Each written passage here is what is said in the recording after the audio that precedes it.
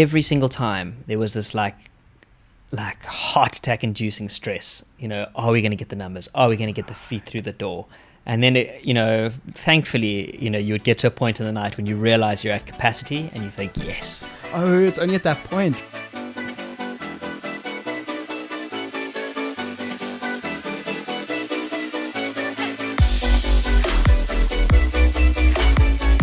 Hey, I'm Jamie. Welcome back to another episode of the Jamie and You Show.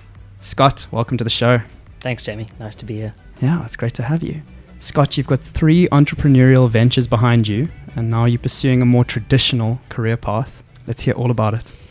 Yeah, it does seem like the history of Scott right there, but let's get into it.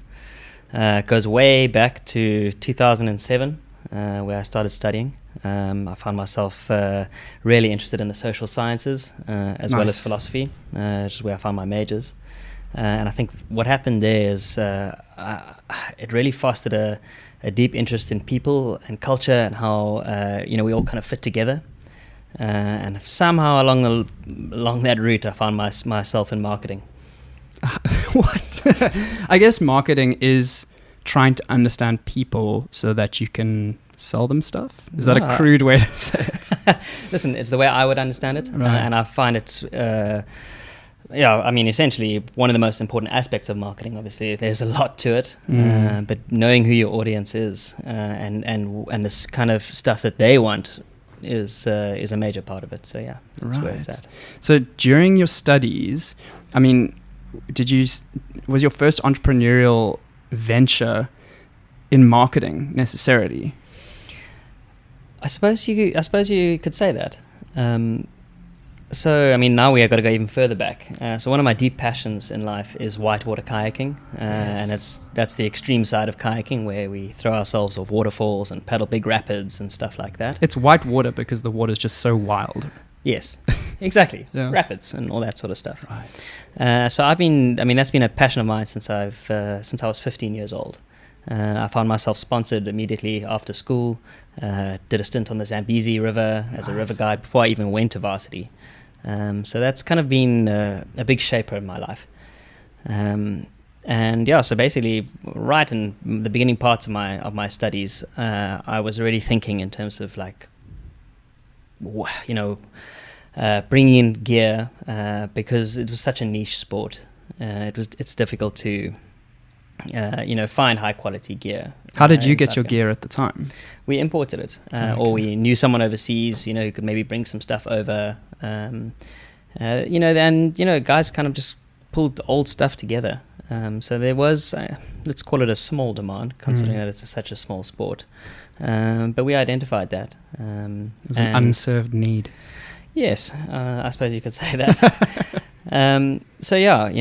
Bringing in high quality helmets, the sport does require that, because you do come in contact with rocks quite a lot. Yeah. So having high quality brain protectors. It's insurance for your brain, basically. Exactly. Was quite necessary.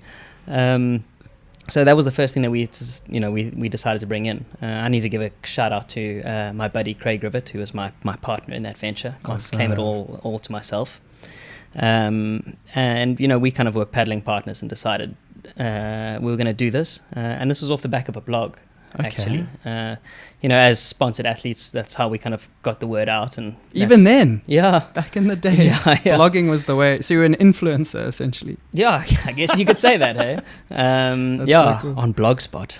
Hey. Yeah, is that even still a thing? I don't think it is. Yeah. We migrated to WordPress at some point.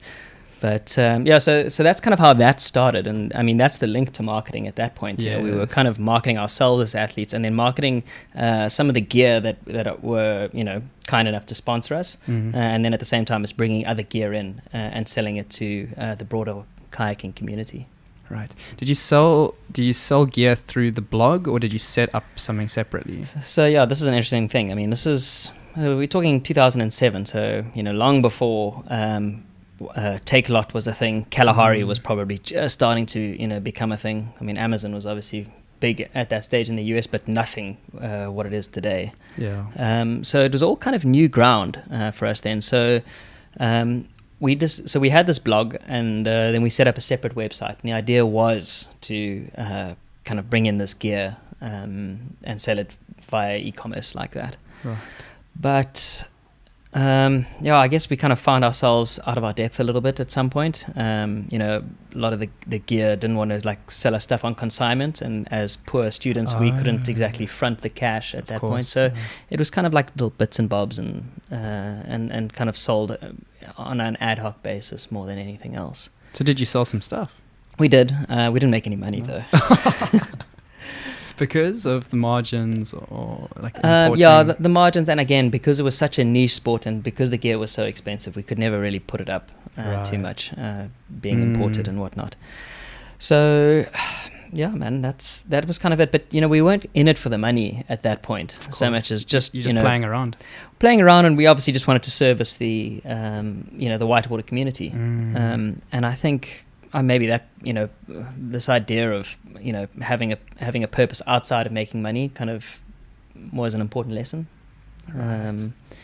And it's not like we got to a point where like, well, this is done and over. It just kind of fizzled out and we just carried on kayaking and had a good time.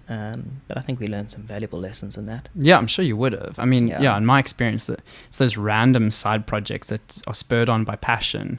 It's an excuse to learn, essentially, because you would have had to learn all the setting up of the website to sell the stuff, all the communication with the suppliers, export. Well, there we go. We were importing stuff from Europe and America, so dealing with South African customs was something in itself. Right. So and you would only really endure those lessons when you're working on something you're passionate about, essentially. Like you wouldn't. It's kind of that idea where you could go study. I mean, there are all sorts of courses on import-export, but you can go study it. Yeah. Or you can say, well, let me just try make money off this stuff and see what happens. So I'm in full support of doing random side projects that you're passionate about, because I mean, you got to be responsible. So I hope you guys didn't, lose too much money, essentially, because you don't want to lose too much money in these projects. No, but if you can cap your downside and not lose too much money, you can learn so much. And I think that's exactly what happened, really. We were bringing in small consignments at a time, and we managed to sell everything. And the stuff we couldn't sell, we managed to kind of sell the agency to maybe a kayaking store here in Cape Town, which is what happened with one of the gear, one of the sets of gear. So look, it was a good learning process. We were still very young then. I mean, geez, we must have been 19, 20 when it all happened. That's cool. Yeah. So you just carried on with the studies after that, I'm assuming? Yeah, I mean, that was first and second year, Nice. really. And then kind of third year, we just started kayaking more, I suppose, and didn't import as much. And that's how I suppose I kind of found myself into my next venture. And there was an events company. Awesome. And a bit of background on that. So I studied in Grahamstown at Rhodes, and being a small town, and the students that are there, they come with a reputation. We don't need to go into that. But fun-loving students. Fun-loving students, exactly. But there were only limited places to go out and have a good time, and there was quite a good live music or electro music scene here in Cape Town. And so what we decided to do, and it was a group of us, was form this little company that would bring acts from Cape Town up the garden route to Grahamstown. Nice. And it was quite nice. Kind of opened up the garden route for these acts, kind of like culminating in Grahamstown, and then they would come back to Cape Town. So you were importing acts. Yeah, I guess. I don't know. Do you know the African Dope Records? I've heard of them. Yeah, I mean, I'm not sure again if they're even a thing anymore. But they were acts like PH Fat. They were part of it. We brought them out to Grahamstown. And once a term, and we can call it once a quarter. We would have like one big event at the end of the term. No, kind of like in between. Okay. Whatever sort of. I mean, I wish I could say we had data to back up our ideal, time of the year to host these events, but we just kind of thought, okay, what suits your diary? What suits theirs? Let's make it happen. And obviously we didn't want to like tie it in with any other major event. Of course. Not like there were many in Grahamstown at that time. Mm. I mean, one that we did do was we made sure that one of those events happened over Grahamstown Arts Festival. Nice. And that was definitely our most successful. Because there are more people in the city, I guess. Yeah, absolutely. Yeah. So, yeah, no, that was big. So it was good. Also, lots of lessons with that. Events management is damn stressful, man. Yeah. I mean, there's so much that goes into it. Even just on the picking the dates thing, I mean, I'm assuming you would have looked at your own diaries. I mean, that's important. Like, you guys have to be free. But also, I was wondering, I suppose you're also looking at the university calendar, because I suppose like major sporting events, do those get in the way of the event or support the event? No, they would definitely get in the way of the event. Yeah, so you need to avoid those essentially. Yeah, no, definitely. Luckily, we all a lot of our group were sports fans, so I'm sure we I can't think to an actual time where we thought of that, but yes. Why did you choose in the middle and not the end, like a big farewell party at the end of the term? Well, sometimes it was at the end, sometimes it was in the middle. Okay. So yeah. No real system. We just threw a good party. Exactly. But some of our venues were outdoors, so the big stress came in was like the weather, for instance. So I mean, and it was these sorts of things where we actually did have to front a little bit of money. We got a small loan from FNB in Grahamstown, just to get us on our feet. And so you'd obviously blow that entire little nest egg, and in the hope that you're going to make it back with feet through the door. But if the event's outside and it starts raining, people won't pitch up. And then did you pre-sell tickets? You know what, dude? Students in Grahamstown don't do pre-sale. We did consider it, but no, we had to kind of do a lot of traditional guerrilla style marketing, and literally just hope we get people at the door on the night. Yes. Did you have a bar? So our venues were often always had sort of liquor licenses and stuff like that. So yeah. And then did you do a split with them or something? How did you work that out with them? No. So I think the idea was they wouldn't charge us a venue fee if they, because they get obviously the entire packed out place. Yeah. Exactly. So they'll make their money through the bar, but we take the door fee. Okay. Yeah. So how many events did you guys end up doing? I think we did about 5 or 6. Again, which means you did a year and a bit of this company? No, it was a year, but I mean there was a little bit of crossover. So we probably had one in the same term that. The arts festival happened, and then had one over the arts festival. Double it up. Yeah. Cool. And why did it stop? Well, a couple of guys finished studying that year, and as I say, we did very well, and we actually did sit down and say, oh gosh, should we take this further? And the idea was, if we did, we wouldn't do it in Grahamstown, because people didn't want to hang around in Grahamstown. I think there were some guys from Joburg, some person was even from Lesotho. We wanted to get on with our lives, essentially. Yeah. But 2 of us did think quite seriously about bringing it to Cape Town and working it. And then, I kind of decided not to, because, Grahamstown, we had this little niche market. Now all of a sudden you come into, the big city of Cape Town, which has already established night scene. Yes. It can be quite hard to break into, and then we just thought just how stressful some of those events were, where, I say some of them did very well, and 1 or 2 of them, we really thought, geez, are we going to be able to pay these acts? So, we did manage to cover our bases on all that. Okay, there were definitely good 2 events where, we made us, we just broke even. Luckily, our last event was that one in Grahamstown, at the Grahamstown Arts Festival. Well, our last big one. Yes. And, we made quite good cash there. That's so awesome. And were you guys, were your faces anywhere in the front line? So were you the popular guys who organized all the big parties? Was it a reputation thing, or did you have a company name, or was it pretty faceless where it was just you put the main act on the front of the poster? And we had a brand. Oh, okay, awesome. Yeah, we called it Happy Fish Productions. Okay. What does that mean? So one of the guys in the one of the founders is a guy called Chris Fisher, and I have to give a shout out to him. And he, it was basically, he had this little brand beforehand, and we thought, this thing is kind of starting to gain a little bit of traction, even though it was nothing but, like stickers and stuff like that. It was this random lifestyle thing that he just got going with no particular purpose.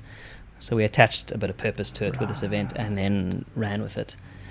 Yeah, it's funny how these things come organically like that. Like it's so interesting. I think a lot of people try overthink and try perfect a brand before launch, but sometimes it can just come super naturally, and at the end of the day it doesn't really matter. It's just something that you can associate with the events. Exactly. And that's all it needs to be. But the brand wasn't the one. I mean, the Happy Fish brand wasn't the one that was the front lines. I mean, the way we sold this was through the African Dope artists, PH Fat playing at the old jail on this date.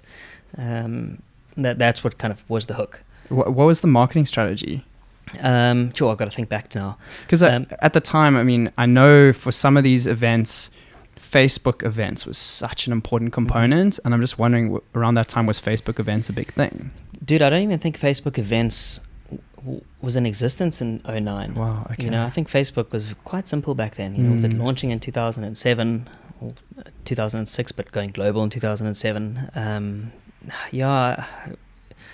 I'm just trying to think. I mean, it must have been posters and flyers. Oh, dude, absolutely. Yeah. Posters and flyers, maybe a bit of graffiti on the ground on campus. Don't know how it got there. Yeah. So a lot of that sort of stuff. We managed to get a bunch of free matchboxes. What? And we managed to brand them ourselves. And we used those for our one event at the arts festival, and that did super well. Wait, so it was a matchbox, blank, and then you could print something. Yeah, and we printed, and we basically printed our event flyer on the matchboxes. That's so cool. So it's so nice because it's unique, I guess, because there would have been other people with tons of flyers and posters and stuff like that. Exactly. So, and you're right, dude. Grahamstown Arts Festival is full of flyers and posters everywhere. Yeah. But this, slightly little different thing. Yeah, I think it worked very well. It would have stood out. Yeah, because I mean, I've been to that Grahamstown Festival a few times, and there's so much. There's so much on the go. But you just want to know, what's the thing I should go to? Yeah. So I think, when you can provide something unique like that cuts through the noise, it doesn't necessarily, that particular event, or whatever it is, that thing that cuts through the noise, doesn't necessarily have to be the greatest thing out of all the options, but it just gives you that choice that can be made for you, essentially. So, I mean, maybe your event was the best thing to go to. So that's not what I'm saying. But I think that there's something so special with just giving someone something unique, and then that makes the choice easier for them. Like, what are we going to do tonight? Well, let's go to the Matchbox thing. Yeah. That seems cool. Yeah. And also, I mean, we had it towards the end of the festival, so it was kind of like a build-up, and, we definitely worked hard, feet on the ground every day, trying to promote and say, Saturday, is this big event. PH Fat playing live, that sort of thing. So did you get other people to run around and do marketing? Or was it the main guys? We had a bunch of friends who would help, but I mean, we couldn't really give. I mean, again, we weren't big enough to start saying, okay, well, employ people to run around. Yeah, exactly. And we were we were a little bit liberal, so we didn't want to get like promo girls or anything like that. Okay, got you. Yeah, just keep pretty straight and narrow. Exactly. And I think by that point in the year, at least the locals in Grahamstown and the students that stuck around knew who we were and what these parties were about. Right. So there was enough of a seeded buzz around it to make it quite good. And the actual events, was there anything special about them? Or just a well-executed party? I think it was just a very well-executed party. It was like during the rise of dubstep too. The wave of dubstep. And I think we selected our venues very, very well. For those, I'm not sure if it still exists, but definitely some of the old rodents will remember the farm, which is this old brickworks farm at the very top of Grahamstown. I mean, a bunch of people used to live there, and they had these old tunnels Okay. I've heard about this tunnels thing. Exactly. So, I mean, the tunnels parties were famous beforehand, but, we, obviously, I think upped it a little bit by bringing, the acts from Cape Town in. Yes. And the acoustics in those tunnels were unreal, dude. No way. It was like... I never went. Yeah. I never went to one of these things. I missed it, yeah. Yeah, so you can just imagine, with this... Pumping music. Dude, yeah, it was something else. When you can actually feel the music push through you, because it's got nowhere else to escape, because it's in so these tunnels were, as I say, this old brickwork kiln that had really grown over with grass and stuff like that. That's cool. So, I mean, the only, it was definitely a fire hazard waiting to happen, in there. So there was only like one way in and one way out. Ooh, yeah. But, thankfully nothing went wrong and it was all good. But it kind of trapped the sound in there, but it didn't reverberate it, too bad. It just kind of like went through right to the back of the hall. It was just, it just was worked. magic. It's just so bizarre. Like it wasn't built for that. No, definitely it wasn't. But it just somehow worked beautifully. That's so cool. So yeah, that was one of our when we moved to the tunnels, that was a good one. We also had the old jail, which used to be the backpackers in Grahamstown. It's now a museum. I had some friends stay in the backpackers. Yeah, so now they've turned into a heritage site, and it's like a museum, which is, I think, a bit of a loss, because I don't think they get that much foot traffic. Right. Whereas when you could stay there in the old jail cells, and we set up the stage in the old exercise yard. Yeah. You can imagine having a party in that. It was so good. Anyways, that's so cool. And so did you go like a little bit of an extra mile with some decorations and whatnot? There were definitely times, but we didn't go crazy. Yeah. Obviously the first few, we just wanted to get the acts out and just have a jam. Yes. But we kind of went all out with kind of like the stage effects and the lighting and all that sort of stuff where we could. So yeah, that's so cool. It must have been so much fun in those moments. Event 1, event 2, event 3, event 4, and it's just going well, and you're getting better, and also you're getting used to the flow of it. It's like you order this stuff, I'll do this, you do this, and then you're standing there in the event just thinking, yes, we've done it again. But the thing is, dude, so we did get into rhythm, certainly, but dude, every single time there was this like heart attack inducing stress. Are we going to get the numbers? Are we going to get the feet through the door? And then thankfully you would get to a point in the night when you realize you're at capacity and you think, yes. Oh, it's only at that point. Right? That's when you start seeing it. I mean, especially sometimes people rock up late, so the doors open at 8 p.m. and then it gets to 9 and there's like 3 people inside and you think, shit. Yeah, and then you just wait it out. I'm so glad to hear that none of the events were flops, essentially. You made back the money, you broke even. That's such a dream. Did you have any issues? Did people not want you to be throwing these parties? We almost got shut down by the cops on one of them. Okay. I think it was at the Pirates venue, which is basically a pizza place / bar started by students. In fact, if you want to get in touch with guys from an entrepreneurial point of view, they're pretty good. From a Pirates peeps. Yeah. Anyways, I love that. That's the place in Grahamstown I know and love. Yeah. Pirates. Yeah. Yeah. And that was started by a bunch of students. That's awesome. They just had this like hole in the wall, started pizza, and then it just didn't they? It was just making pizza. Oh yeah. Anyway, so we had one of our events there, okay. And we were quite close to a block of flats, and I think at 2 a.m, when the heaving dubstep was going, the cops rocked up, and it didn't shut the party down, but we obviously had to turn it down or end it at a certain point. Yes. But we weren't, so we were very popular, but I think with certain people we weren't. Right.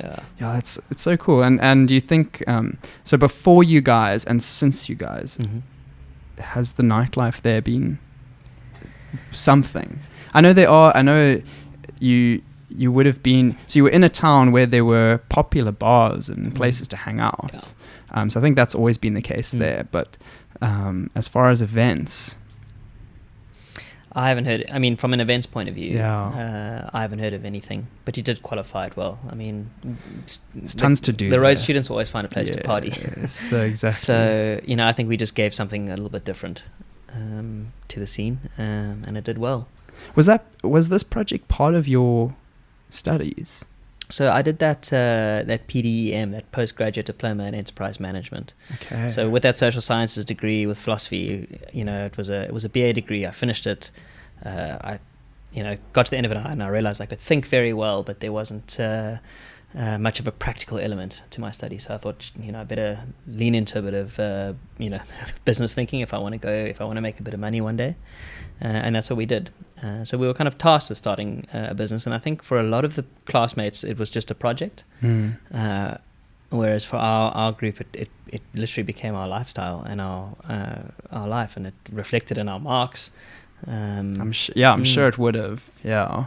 So is the point of that program to get you to think more entrepreneurially? Yeah. Or is it a business focus? What's it about? So no, it is pretty much. So they call it enterprise management, but it really should be entrepreneurial. So you do a lot of everything from basic finance for small businesses to entrepreneur. There was a term that focused just on entrepreneurship. There was a marketing side of things. There was a strategy one, and it was quite funny. The strategy lecturer basically tried to warn us off this thing. It was right in the beginning when we were like forming the idea. Right. And he said, this is going to fall on its face. You guys will regret it. And we all had this gut feeling that it was really going to work, which he obviously didn't understand. Yeah. Because we applied all the principles that we learned, gap in the market, there's definitely a demand, Yes. Did the standard SWOT thing. Yes. And, obviously there were a couple of threats and weaknesses, but geez, the strengths and the opportunities far outweighed it. Yes. And for some reason he just couldn't grasp it. And we went ahead and he had to eat humble pie at the end. I mean, I've got a guess as to what he didn't realize. Yeah. Dubstep.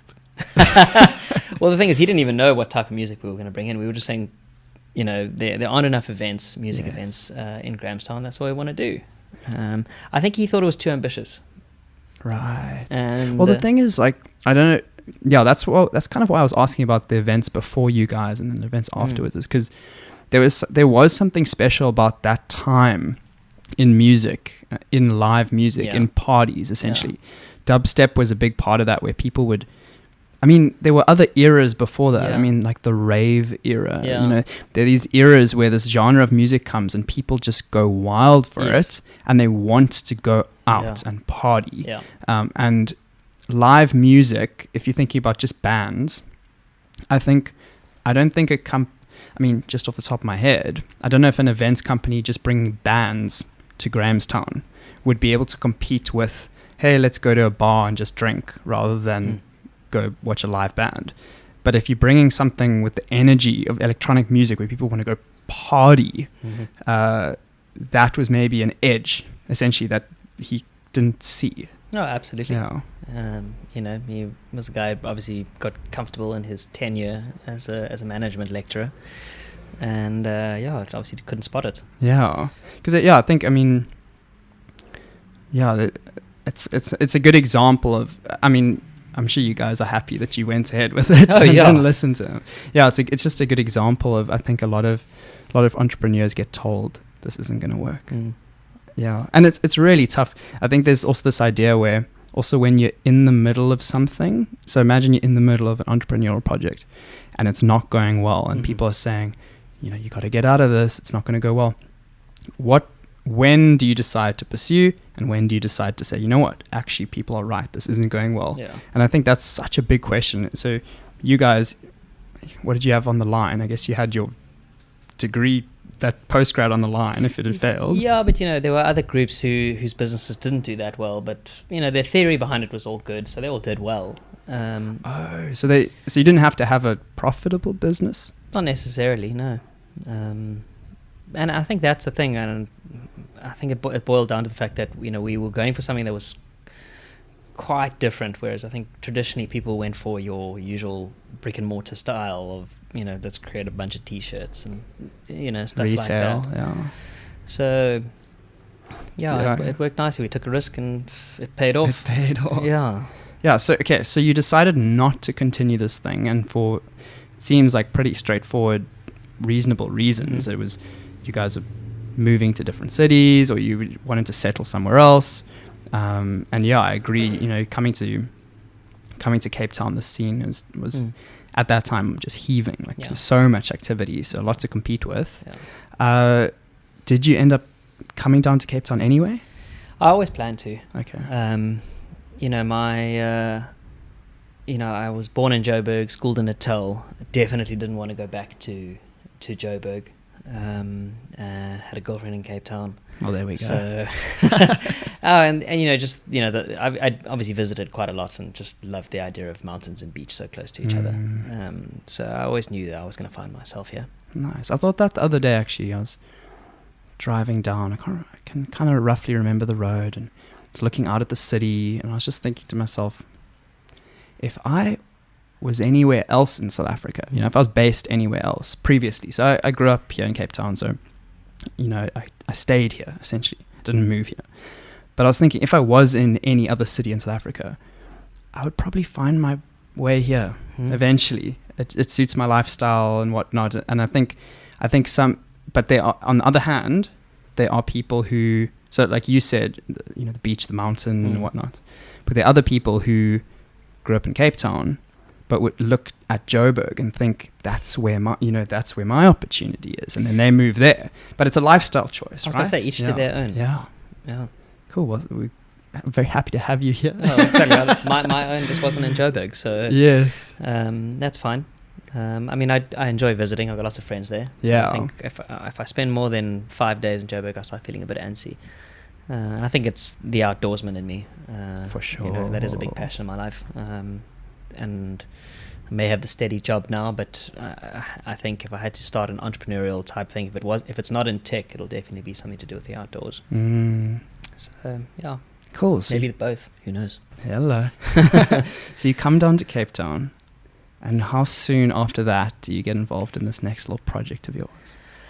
Okay, yeah. So I come down to Cape Town. I've probably got enough money to, survive a couple months. And I really started thinking about a new venture. And I thought, let me take my good thinking studies and see how I can make that real. And I've always been fascinated in, as I said, culture and why people buy things that they do, and why do they get into the sort of trends and buying tribes that they do. And so I thought, let's see how we can make something like that work as a business. So you didn't want to just go into a job straight away? No, definitely not. Okay. I as I said, I think maybe because of where I started, I've always thought starting my own business is what I want to do, and I actually still think that, despite the steady paying job now and the good looking career path. If the opportunity arises for my own thing, I'll run with it. I've even got a little red moleskin just for ideas. It's in my bag right over there. That's amazing. Yeah, so I always, if I have an idea, I'll jot it down, and sometimes it'll go somewhere. And yes. So yeah, a couple of things, and then who knows? Maybe it might. There's an older idea in there that can sort of be molded going forward. Exactly, different time, and then it makes more sense. Yeah. Exactly. Okay, cool. So you've always got this drive to do something yourself. Yeah. So you come to Cape Town, you decide, I'm going to start looking, just go on. Yeah. So how did that all start? I had enough of a foundation to know what it's like, what it takes to start a little business. So I decided I was going to start a consumer insights agency by myself. I lie. With the help of my dad too, who's been in marketing for years. Nice. But he was based in Russia, so I could get some advice over Skype. And anyways, so I decided to get this thing going, and I didn't want it to be your standard, quantitative research house, and like TNS, that's what they're called, yeah. I wanted it to be a bit more real. So don't get me wrong, quantitative data is gold, but I wanted to take that and be able to make it real. So get that data and be able to go into a community with a camera and try and find those insights on what it is that drives people to buy a certain thing and why they should, and that sort of thing. Wait, so you were doing interviews? Yes. Okay. But with a solid methodology behind it, sort of like an interview process to try and get insights. So that could, basically help an advertising agency really come up with the next Lurie-winning advert. Because you would have that little nugget of gold because you actually spoke to the people. Exactly. Yeah. And what was the model? Did an agency, another company want you to go do the research and then you would go off and do it? Yeah. Or I suppose there are many ways that you could have done it. Yeah, there were a couple of ways, and obviously in my attempts to get it onto its feet, I was just taking any job I could. I was working for free a lot of the time just to try and get my name out there and try and make this thing solid. So there were a couple of ad agencies that said, well, this is our customer as we know it. Can you go out there and make sure that we are on the right track? Right. So yeah. So you'd pitch the idea to them. You'd beg them, please pay me to go interview people. Was that? Yeah, definitely. The crude version. I was gonna say. There were a couple of like just knock on the doors and say, hey, can I have a chat? This is what I have to offer. And it's so funny. The guys, when you meet a lot of people face to face, they think, oh my God, this is a great idea. You're going places, young man. That sort of thing. And then it so easily just fizzles out after that. A lot of the time people will be like, cool, we've definitely got a project for you. And then I would, follow up email and not get a response and, that sort of thing. It's only when people are willing to pay you money for something. That's really that point where this is going to be successful, essentially. You can get people, it's that idea where you can get people to say it's a good idea, but then, so imagine you walk up to someone and you're like, hey, I've got this cool idea. And then they say, yeah, that's a great idea. And then in that moment you say, okay, would you pay me for it right now? and then they might, they might be interested in paying for it at that moment. But I think there's even a time where people will they'll even tell you that they would pay for it. But when it actually came down to it, they wouldn't. Yeah. So it really is. I think that's maybe why it's also a good idea to ask for like a deposit or something like that, is because it just shows you that they're willing to part with that money, essentially. And you know what, dude? I was definitely naive when I hit the road running with this, and I've learned a lot in the last 9 years or so since that things happened. And I tell you what, having a solid network, I can't stress that enough. And that was something I didn't have. I kind of came in and obviously had nothing behind me to and I can't really blame these people because there was nothing behind me to prove the validity of my work, apart from that's why I was saying I tried to do a lot of work for free in the beginning to prove myself, but even then that wasn't quite enough to get it on its feet. Maybe I pulled the plug too soon. Maybe I should have stuck at it for a bit longer, but got to a time where I actually needed to make some cash. But I think what was tough is because it's it's a novel concept. So you would have to be the one to be doing all the marketing and the convincing that it's worth doing, essentially, which is really tough. So, maybe you could have been doing the free work and then you make big case studies that you can then present. But that is a lot of effort as a one person business to be doing. So you're trying to get new business, then you're doing the work.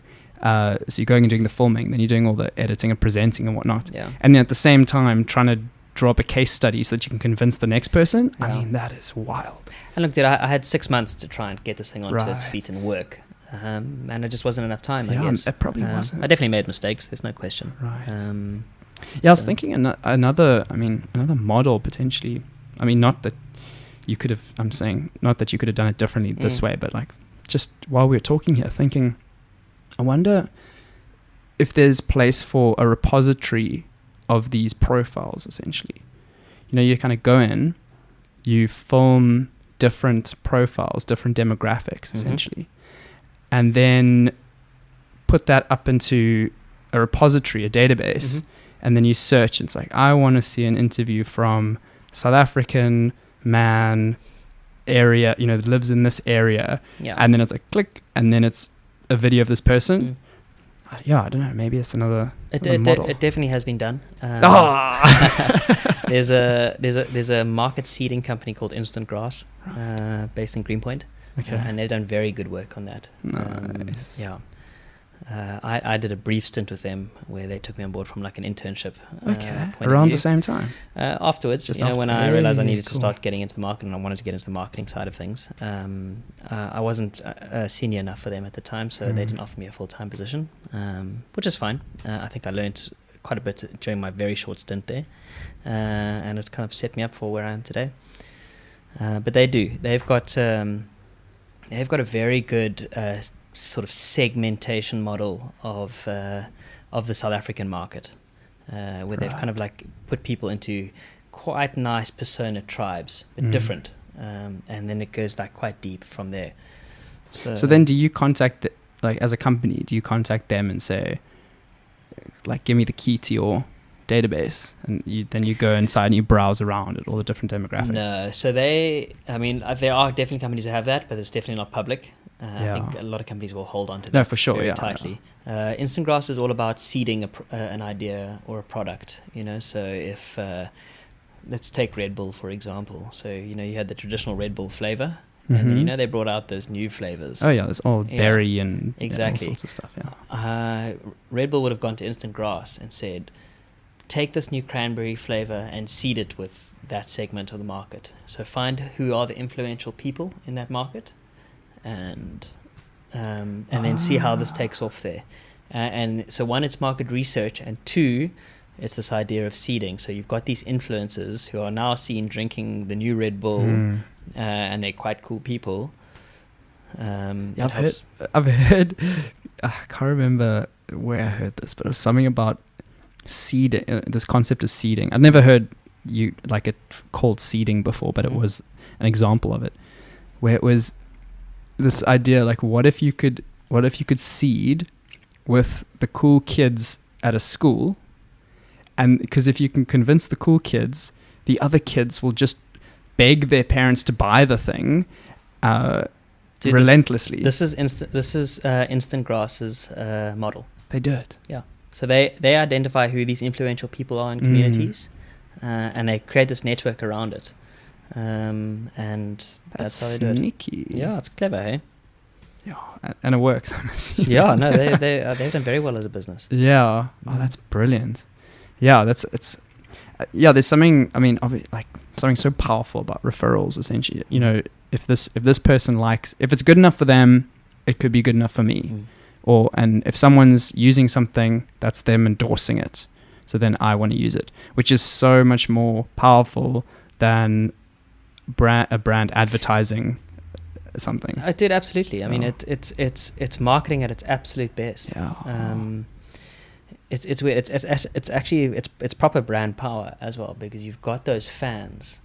I read something quite interesting from a guy called Marty Neumeyer, where advertising is, so if you let's see if I can paint this picture with words. Cool.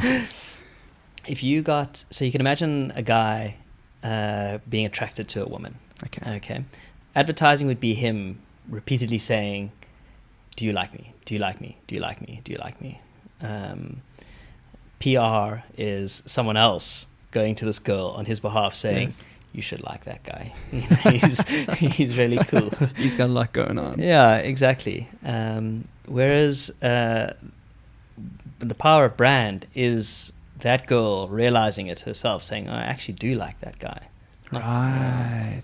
It's that brand is that guy being able to effectively show his value, so that it becomes evident to the other person. You know what it is? I mean, another way of describing it is that your brand isn't what you say it is; it's what your customer says it is. There we go. So yeah, I think that's where the power of it really lies. Brands have advertisers have lost the power of brands years and years ago. It now very much sits with the people, and it's only been made that much stronger with the advent of social media. Yes. So you're saying that gone are the days where the advertiser blasts out these messages and then that influences people. Well, people can see through bullshit. Yeah. you know. So you know, if you're not, I mean, look, they can blast it out, they still do that, but you know, God help them if their message isn't true. Yeah. I've heard that before. Like, people are just really good at detecting when people are being false, essentially. Exactly. So there is no way to fool people, essentially. Yeah. So your brand really needs to sort of purvey the way you do business. Yes. I mean, there's a reason why Get Smart is done so well. You know, it had this deep purpose behind the way it does business, and it wasn't to make money. It was to, you know, provide better education to people, and it shows. Yeah, so deep purpose can ripple through the business, and then that ripples through out into the branding, and then that ripples out and translates to the customer, essentially. And well, your brand should be very much linked to your purpose. Right. It has to be. And, you know, that's how it all works. You know, your brand shouldn't be a marketing tool. It should be a business tool, and wrapped around your business strategy with that, and it is your purpose. Where did your fascination with brand come from? Ooh, that's a good question, hey? Well, look, I've always, again, it goes back to this desire to understand why people buy things and why they align themselves to certain brands, let's say. And it's an identity thing, I guess, for a lot of people. You know, I wear Adidas because who knows? I don't know why I wear it, but I'm sure someone else can answer that question. But I can tell you right now, I'll wear a certain kayak brand proudly, knowing that no one else knows what it is, but because it speaks to the tribe that I am part of with that whitewater kayaking. Surfer brands are also a great example of that. So I think that's where my fascination kind of started with it. I mean, now that you say it like that, ties completely into what you originally studied and what you're originally passionate about, is understanding people and understanding their preferences. And brand. I think brand is the magical thing that happens there. You know, it's like, what is happening there? Why are people interested in that thing and not that other thing? And what is it about their identity that makes them gravitate towards that thing? And how can you change your messaging to influence someone to realize that they might be interested in that? Yeah, but you see, I think it goes beyond messaging. You know, I mean, we are going to the marketing side of things there, whereas I think brand is much deeper. Yes. You know, it should be so closely aligned to the way you do business. Okay. Yeah, I suppose the messaging part is just like, if you go back to the man and woman example, the messaging is just the few words that he may say. But the brand is the whole thing. Exactly. Yeah. Well, you know, like the brand would be him walking into the room and her maybe hearing about it from someone else, but fully understanding that it isn't bullshit. You know, he is a really nice guy and a worthy catch. Yes. Without him forcing, you know, like without him saying anything. Exactly. Essentially. Yeah. I like that example. Yeah, it's a good one. Is that like marketing, the brand 101 analogy, I guess. True story. Yeah. Cool, man. So it seems like with the consumer insights venture, you know, it ending, and then it seemed like you ended up getting involved within the typical business world just within that field. Well, no, I mean, there was a time where obviously I couldn't get this business on its feet. I need to make money just to stay living here. And so I found myself in the film industry, just because that consumer insights agency, a lot of the work hinged on camera work, and I've always had a lot of fascination around that. You can go to my Vimeo page and see the kayaking videos I've put together. So I love that sort of thing. So I thought, okay, well, I'm either going to go into the marketing side of things or film. And obviously the consumer insights thing didn't work, so like, if nothing else, need to kind of make a bit of cash. And the nice way to do that is become a production assistant here in Cape Town, where hours are flexible because it's seasonal, and you know, it's kind of like agent work. But when you do get the work, it's super demanding. You're talking 18-hour days, and you know, especially when you're a production assistant, you're like right at the bottom of any production. So you got to do a lot. So yeah, that's kind of where I found myself, and I thought it was going to allow me a bit more freedom to carry on trying to get this business on its feet. Right. And I think I just got sucked into that world and let it slide. Right. So and so you were really just jumping around to see what would stick and what could make you some money to keep you afloat at that time. Yeah, well, look, I think, also when I was that young, you go through a bit of an identity crisis. So the business wasn't working. So, what else can I do to, make a career? And I thought, film is pretty good. It's kind of linked to what I was trying to do. So, but I realized within 6 months in the film industry that it wasn't what I wanted to do. Okay, so you're experimenting. Essentially, I guess. And then I realized, no, I've got to try and get into some sort of marketing gig. Yeah. Pursue that love of brand. Yeah, and I'm managed to get a little internship vibe at Instant Grass, which I was telling you about. Yes. And then another one at damn, I've forgotten these guys' names. That'll have to come back to me. Cool. Anyways, but I was there for very short. And then I got a break with a company called Tower Stone. Which is quite weird because they're not an advertising agency or a marketing agency. They're a leadership center. And this is where my idea of brand being a business tool was really molded. And we talked a bit about it already. But I was part of an arm of the business which tried to create brands from the inside of companies and let it radiate out from an employee engagement point of view. And it was fascinating work, and it was great because I got to plug into all these different industries, from retail to mining to tech. Wow. It was great. So you were consulting essentially? Yeah, it was a consultancy. Okay, so you go in, you try to understand the business at its current state, I'm sure. Yeah, so I mean basically... And then kind of suggest an intervention? No, I wouldn't say that's quite strong. Basically these guys would realize, or hopefully realize, the need to actually build a brand and how it can help their business. Oh, they're coming to you.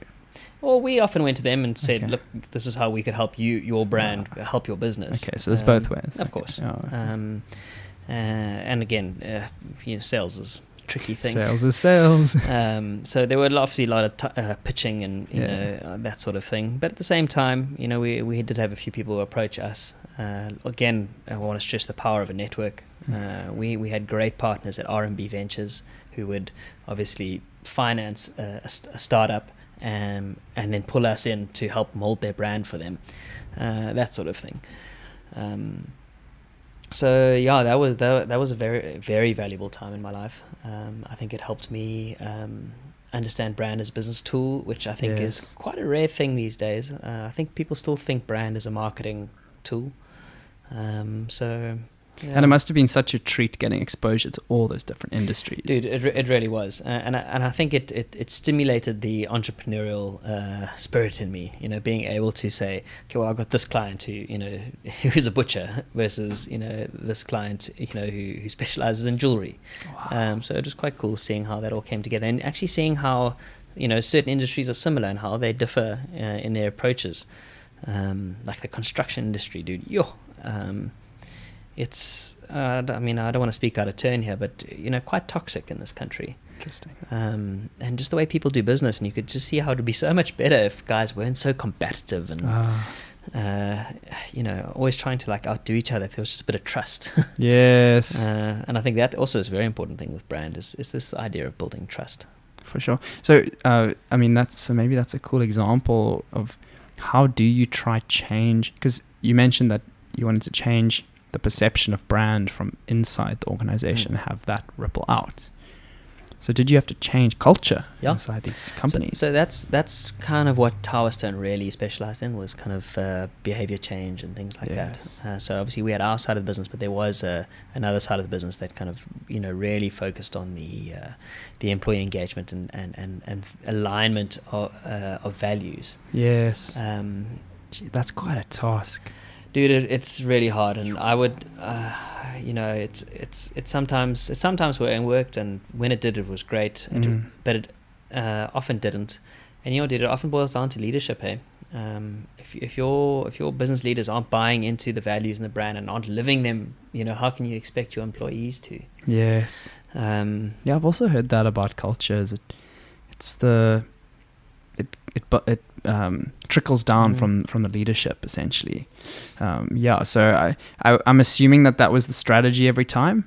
Go in, make sure the leadership buys in, and then you're sorted. Yeah. With obviously campaigning to the employees, I'm sure, as well. Yeah, it was weird. So, I mean, the thing is, we never wanted to go into a business and say, this is how your brand should be. You know, so we would run often a 2-day workshop, and they would tell us about their business and their brand, and we carefully facilitated, we would craft a brand strategy around that. And it would often involve, you know, other employees, especially, you know, with big organizations where we would have to run proper focus groups. But, you know, the thing is, if the DNA isn't there, you're not going to be, for a big firm, it's very difficult to make it stick. Right. So once you've convinced people that this is worth doing within that business, was it up to you guys to then recommend a strategy to start building that out across the company? Yeah. So what were some examples of some of the things that the company could do to try push the culture and the brand through the company?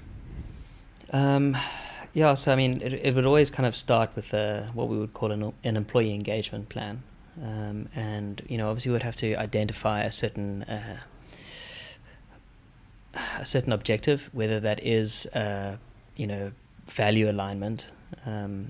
It may mean, I mean, yeah, that is quite a difficult one to answer without getting too specific, and I can't really go into too much detail with that. Yeah, because I guess, I mean, you kind of explained it there as you have to make an employee engagement plan and have all these little things that you can do to try to get people bought into the idea. Well, again, you know, so it's like any good strategy. You need to know what you want to achieve, and then you employ tactics that'll hopefully guide it towards that. So, yeah, strategy and tactics. There it is.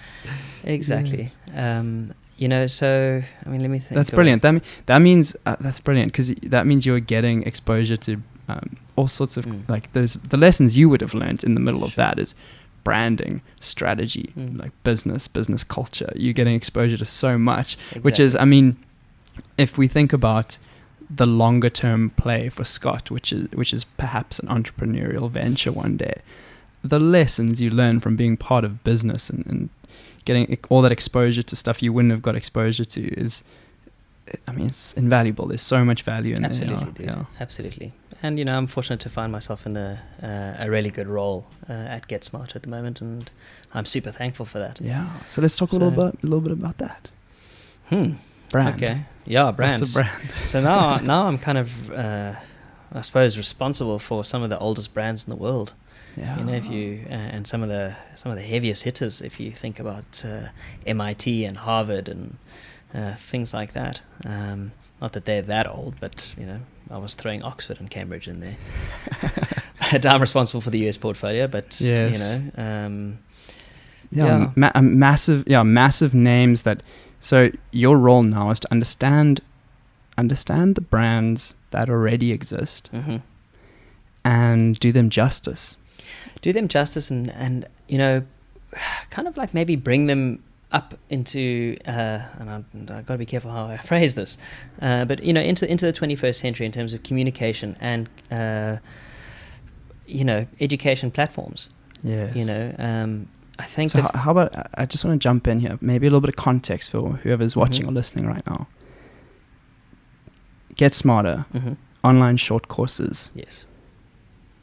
Working with the world's leading universities such as MIT, Harvard.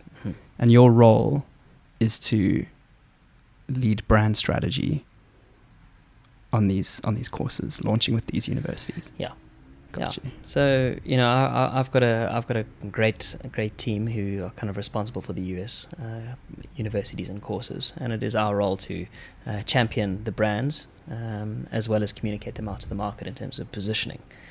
And, you know, it's a fine line, you know, between the heritage of of these brands and bringing them into the tech age, and being able to get these courses to do a course through such a prestigious university online has been kind of unheard of. It's a space that's traditionally been distrusted by the public.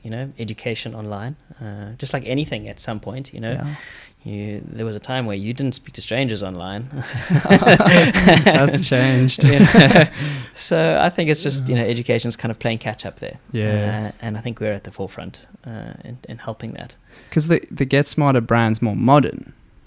It's quite a modern, not in time, but in the branding. I mean, no, of it's course, quite a modern feel. And it's quite fun and it's quite quirky, which is sometimes at odds with the old university brands. And we've got to be careful how we present those together.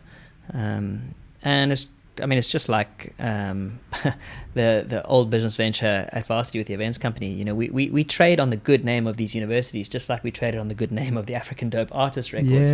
Whereas Get Smarter and Happy Fish Productions were kind of like the enabler or the endorser brand at the bottom. That was like the thread that holds them together. The job of the enabler and the endorser brand is to hold up that other brand and just say, like, this is it's an endorsement, and it's just holding up what's already been the brand value that's already been established by those other entities, essentially. And maybe putting them into a new channel and allowing them. Of course. So that's also a big part of your role, essentially, is translating their imaging and their branding into this new channel space. Like, has this old university ever done a digital ad placement? Like, if the answer is no, it's like, well, okay, how do we do that? What are we going to say? What's it going to look like?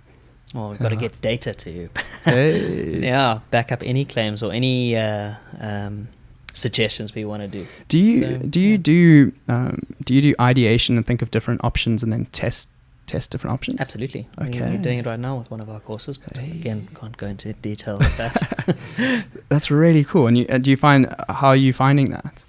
Good, actually. We're learning a lot in terms of the length of videos with in-stream advertising, for instance. We find out the shorter the better. I mean, that stands to reason. I mean, who likes to have their YouTube video interrupted? Even if the ad is super relevant to you. So we said keep it down to 6 seconds. Anything longer, we're going to lose this person, and the video is going to lose the person too. So things like that, where we're testing and finding our feet. It's fun work.